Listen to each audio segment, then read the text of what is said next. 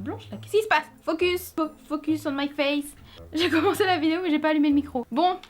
Mais c'est pas possible là. Pourquoi je suis blanche comme un cul? Salut tout le monde, comment vous allez? Aujourd'hui petite vidéo anecdote. Donc je vais vous raconter plusieurs anecdotes que des abonnés m'ont envoyées en privé sur mon Instagram. Si jamais ça vous intéresse, n'hésitez pas à aller vous abonner. Je ferai plein de petites stories comme ça pour de temps en temps faire des vidéos où vous serez intégrés dedans. Donc si toujours quelqu'un pour me faire. Donc si jamais vous voulez participer à ce genre de concept, n'hésitez pas. Et donc c'est parti, on peut commencer avec la première anecdote. Tout le monde sera anonymisé, vous inquiétez pas.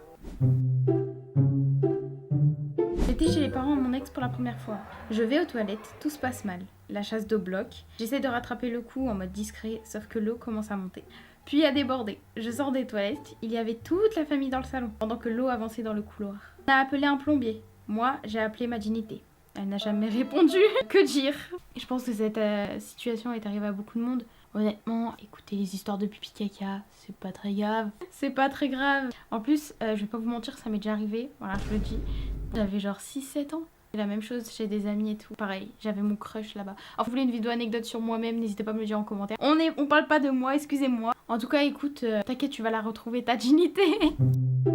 Mon cousin de 7 ans a fugué de chez lui pour aller voir sa copine au bout de la rue. Bah au moins c'est clair. À 7 ans, ça commence déjà ce genre d'histoire.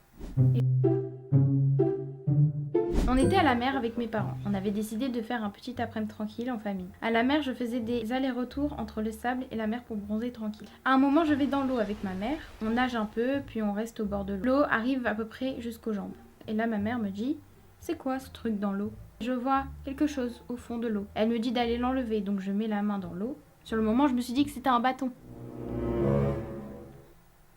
C'est du caca. Un caca d'humain. Si tu es... T'avais quel âge déjà? Je crois qu'elle l'a pas dit, mais quand t'es jeune, ça doit être traumatisant. Je sais pas trop quoi dire, parce que les anecdotes pipi caca, bon... Y'a quoi à dire? Elle a touché du caca. Je sais pas...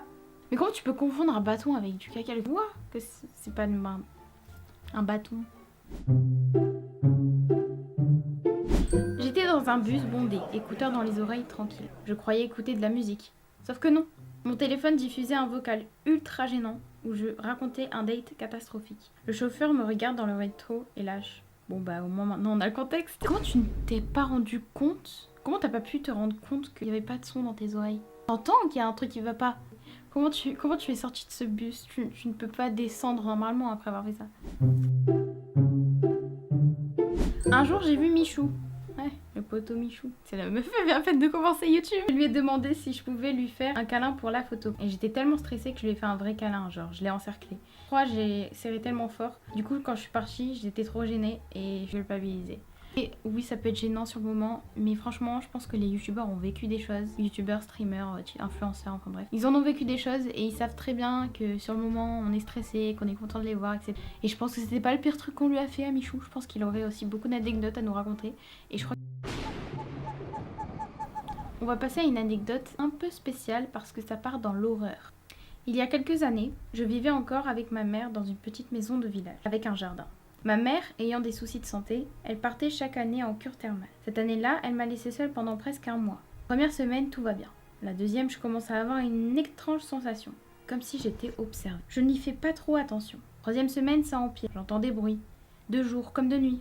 Des choses disparaissent. Vraiment. Et cette sensation d'être observée devient oppressante. 2 jours de calme, puis arrive la 4e semaine. Chaque nuit, je fais des terreurs nocturnes. Et un jeudi soir, je fais un cauchemar très étrange. J'ai l'impression de me réveiller, coincée entre le rêve et la réalité. Instinctivement, je regarde par la fenêtre et je vois un homme dans mon jardin, vêtu de noir, avec un grand manteau, un chapeau et de grosses bottes. Il est immobile au milieu du jardin.